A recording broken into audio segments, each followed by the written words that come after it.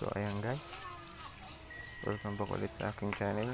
Papakita ko nga pala sa inyo itong aking piso wifi na may dalawang access point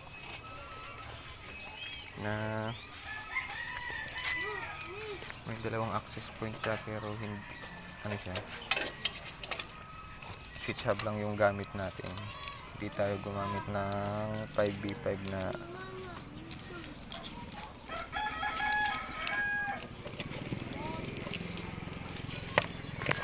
papakita ko sa inyo. Ito yung access point natin guys. Ayan yung isa, DW73.